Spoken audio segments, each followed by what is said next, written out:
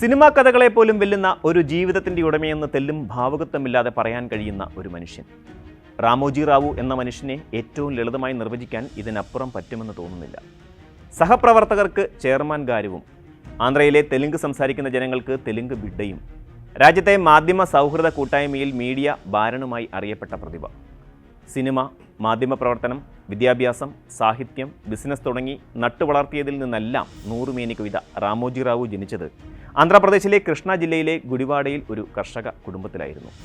പ്രതികൂല കാലാവസ്ഥകളെ ഭയക്കാതെ വിത്തെറിയാനും തകർക്കാൻ വരുന്നതിനെ എല്ലാം അതിജീവിച്ച് വിളവെടുക്കാനും നാടിനെ ആകെ അന്നമൂട്ടാനുമുള്ള തൻ്റെ പിതാമഹന്മാരുടെ പാരമ്പര്യം റാമോജി റാവു പരീക്ഷിച്ചത് കൃഷിയിടത്തിലായിരുന്നില്ല എന്ന് മാത്രം.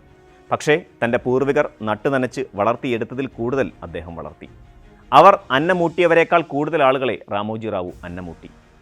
പറയാനുള്ളത് പറയാൻ ഒരു മടിയുമില്ലാതെ വളർന്ന റാമോജി റാവുവിനെ ഈ നാട് ബിസിനസ് ടൈക്കൂൺ എന്ന് വിളിച്ച് ആദരിച്ചു. ഓർമ്മകളിൽ മറഞ്ഞ ആ മനുഷ്യൻ നടന്നു തീർത്ത വഴികളിലൂടെ നമുക്കൊന്ന് തിരികെ സഞ്ചരിച്ചു നോക്കാം.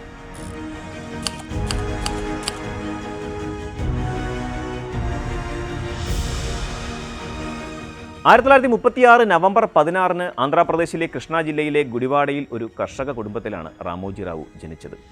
നിലവിൽ വിശാഖപട്ടണം എന്നറിയപ്പെടുന്ന വോൾട്ടയറിൽ നിന്നാണ് അദ്ദേഹം തൻ്റെ ബിസിനസ് യാത്ര ആരംഭിച്ചത്. അവിടെ 1969 അദ്ദേഹം തൻ്റെ ആദ്യ മാസിക ആരംഭിച്ചു. അന്നദാത എന്നായിരുന്നു മാസികയുടെ പേര്. കർഷകരുടെ ക്ഷേമത്തിന് വേണ്ടിയുള്ളതായിരുന്നു ആ മാസിക. ആന്ധ്രാപ്രദേശിൻ്റെ തീരദേശങ്ങളിൽ മാസിക വളരെ വേഗം പ്രചാരം നേടി. മാസികയുടെ വായനക്കാരുടെ എണ്ണം 10 മടങ്ങായി വർദ്ധിച്ചത് വളരെ പെട്ടെന്നായിരുന്നു. കച്ചവടത്തിനല്ല, സമൂഹത്തെ ആകെ ഉണർത്താനാണ് മാധ്യമം എന്നതായിരുന്നു റാമോജി റാവുവിൻ്റെ വിശ്വാസം. കാർഷിക സമൂഹത്തിന് ഗണ്യമായ സംഭാവന നൽകിയ അദ്ദേഹം അന്നദാത മാസികയിലൂടെ കാർഷിക ശാസ്ത്ര കേന്ദ്രങ്ങൾക്കും കർഷകർക്കുമിടയിൽ ഒരു പാലമായി വർത്തിച്ചു. നൂതന കൃഷിരീതികൾ, സാങ്കേതിക രീതികൾ, പുതിയ യന്ത്രങ്ങൾ എന്നിവയെക്കുറിച്ച് അദ്ദേഹം അനന്തമായ വിവരങ്ങൾ കർഷകരിലേക്ക് എത്തിച്ചു. കാർഷിക ശാസ്ത്രത്തിൻ്റെ ഫലങ്ങളിൽ നിന്ന് പ്രയോജനം നേടിയ തെലുങ്ക് കർഷകർ പരമ്പരാഗത രീതികൾക്കതീതമായി പുതിയ പരീക്ഷണങ്ങൾ നടത്തി. കോടിക്കണക്കിന് കർഷകരെ സ്വാധീനിക്കാൻ രാമോജിക്കായി. തുടർന്ന് അദ്ദേഹം ഈനാട് പത്രത്തിലൂടെ തെലുങ്ക് ചരിത്രത്തിൽ മായാത്ത മുദ്ര പതിപ്പിച്ചു. 1974 റാമോജി റാവു ഈനാടു എന്ന തെലുഗു ദിനപത്രത്തിൻ്റെ ജനയിതാവാകുന്നത്. ഇന്നും ഏറ്റവും കൂടുതൽ പ്രചാരമുള്ള പത്രമാണ് വിശാഖപട്ടണം കേന്ദ്രീകരിച്ചുള്ള ഈനാട്. പൊതുപ്രശ്നങ്ങളോടുള്ള പ്രതിബദ്ധതയും സത്യസന്ധമായ ഇടപെടലുകളും അടിസ്ഥാന സ്വഭാവങ്ങളായി എപ്പോഴും സന്നിവേശിക്കപ്പെടുന്ന ഈ നാട് ഇന്ന് തെലുങ്ക് വായനക്കാരുടെ ദൈനംദിന ജീവിതത്തിൻ്റെ ഭാഗമായി മാറിയിരിക്കുന്നു. 1976 ആദ്യ പകുതിയിൽ 48,339 കോപ്പികളുണ്ടായിരുന്ന പത്രത്തിൻ്റെ ഇന്നത്തെ സർക്കുലേഷൻ പടിപടിയായി വർദ്ധിച്ച് അപ്രാപ്യമായ നിലയിലേക്ക് എത്തിയിരിക്കുന്നു. 23 കേന്ദ്രങ്ങളിൽ അച്ചടിച്ച് ജനങ്ങളിലേക്ക് എത്തിക്കുന്ന ഏറ്റവും കൂടുതൽ പ്രചാരമുള്ള തെലുങ്ക് ദിനപത്രമാണ് ഇന്ന് ഈനാടു. മാഗസിൻ ഡെലിവറി സംവിധാനം മുതൽ ഏജന്റുമാരുടെ നിയമനം വരെ എല്ലാ മേഖലയിലും പുതിയ പ്രവണത സൃഷ്ടിക്കാൻ അദ്ദേഹത്തിന് സാധിച്ചു. നേരം പുലരുന്നതിന് മുമ്പ് ദിനപത്രം വായനക്കാരുടെ വീട്ടിൽ എത്തിച്ചാണ് റാമോജി റാവു പുതിയ അധ്യായത്തിന് തുടക്കമിട്ടത്. ഗ്രാമാന്തരങ്ങളിലേക്കും തെലുങ്ക് പത്രപ്രവർത്തനത്തെ അദ്ദേഹം പറിച്ചു നട്ടു. യഥാർത്ഥ വാർത്തകൾ രാജ്യത്തിൻ്റെയും സംസ്ഥാനത്തിൻ്റെയും തലസ്ഥാനങ്ങളിൽ നിന്നല്ല വരേണ്ടതെന്നും വിദൂര ഗ്രാമങ്ങളിലെ നിസ്സഹായരായ ജനങ്ങൾ അനുഭവിക്കുന്ന ബുദ്ധിമുട്ടുകൾക്കാണ് പത്രങ്ങൾ മുൻഗണന നൽകേണ്ടതെന്നും റാമോജി റാവു വിശ്വസിച്ചു. 1983 അദ്ദേഹം ചലച്ചിത്ര നിർമ്മാണ കമ്പനിയായ ഉഷാ കിരൺ മൂവീസ് സ്ഥാപിക്കുന്നത്. മാർഗദർശി ചിട്ടി ഫണ്ട്, രമാദേവി പബ്ലിക് സ്കൂൾ, പ്രിയ ഫുഡ്സ് എന്നിവയുടെ എല്ലാം സ്ഥാപകനാണ് അദ്ദേഹം. ആന്ധ്രാപ്രദേശിലെ ഡോൾഫിൻ ഗ്രൂപ്പ് ഓഫ് ഹോട്ടൽസിൻ്റെ ചെയർമാൻ കൂടിയായിരുന്നു റാമോജി. 2 ദശാബ്ദക്കാലം ന്യൂസ് ടൈം എന്ന ഇംഗ്ലീഷ് ദിനപത്രത്തെ വിജയകരമായി നയിച്ചതും റാമോജി റാവു ആയിരുന്നു. 1984 ജനുവരി 26 ആരംഭിച്ച ഇത് നൂറുകണക്കിന് പത്രപ്രവർത്തകർക്ക് അവസരമൊരുക്കി. സാങ്കേതിക വിദ്യയെ സ്വീകരിക്കുന്നതിൽ മുന്നിട്ട് നിൽക്കുന്ന ഈനാടുവിന് എല്ലാ തെലുങ്ക് ദിനപത്രങ്ങൾക്കും മുമ്പായി ഇന്റർനെറ്റിൽ പ്രവേശിക്കാൻ സാധിച്ചു. 1999 ലോകമെമ്പാടുമുള്ള തെലുങ്ക് ആളുകൾക്ക് ഈനാടു വാർത്തകൾ നൽകുക, ഏറ്റവും പുതിയ വാർത്തകൾ വേഗത്തിലും സമയബന്ധിതമായും എത്തിക്കുക എന്നീ ലക്ഷ്യത്തോടെ ഈനാട്.net ആരംഭിച്ചു. ഇലക്ട്രോണിക് മാധ്യമത്തിൽ വിപ്ലവം കൊണ്ടുവരാനും റാമോജി റാവുവിന് കഴിഞ്ഞു. ദൃശ്യമാധ്യമത്തിലെ സ്റ്റീരിയോ ടൈപ്പുകൾ കാറ്റിൽ പറത്തിയ ETV 1995 ഓഗസ്റ്റ് 27 തെലുങ്കുവിലെ ആദ്യത്തെ 24 മണിക്കൂർ ചാനലായി മാറി. ആഴ്ചയിൽ ഒരു സീരിയൽ ആസ്വദിച്ചിരുന്ന പ്രേക്ഷകർക്ക് ഡെയിലി സീരിയലുകൾ കാണാൻ അവസരം ഒരുക്കിയതും ETV ആണ്. ചാനലിലെ അന്നദാത, പടുദാ തിയാഗ, സ്റ്റാർ വുമൺ, ജബർദസ്തി തുടങ്ങിയ പ്രോഗ്രാമുകൾ വൻ ഹിറ്റായി. അന്നദാത എന്ന പ്രഭാത പരിപാടി കൃഷിയുമായി ബന്ധപ്പെട്ടതാണ്.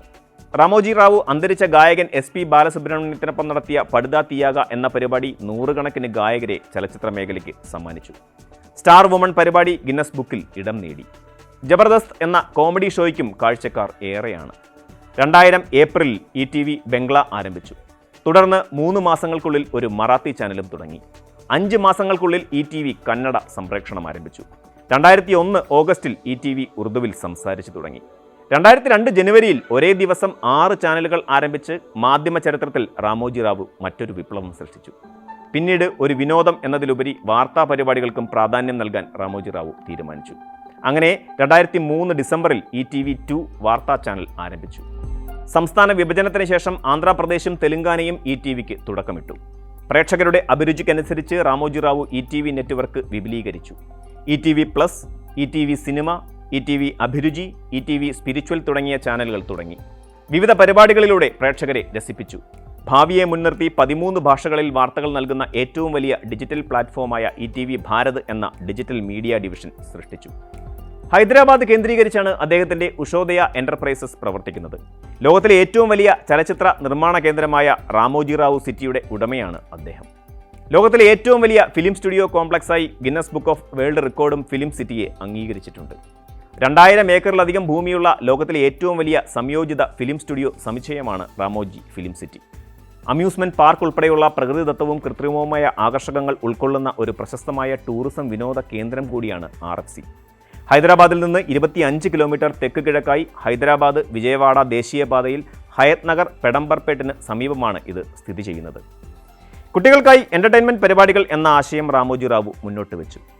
4 മുതൽ 14 വയസ്സ് വരെയുള്ള കുട്ടികൾക്കായി 12 ഭാഷകളിൽ കാർട്ടൂൺ പ്രോഗ്രാമുകൾ വാഗ്ദാനം ചെയ്യുന്ന ETV ബാൽഭാരതിൻ്റെ പിറവിയിലേക്കാണ് അത് നയിച്ചത്.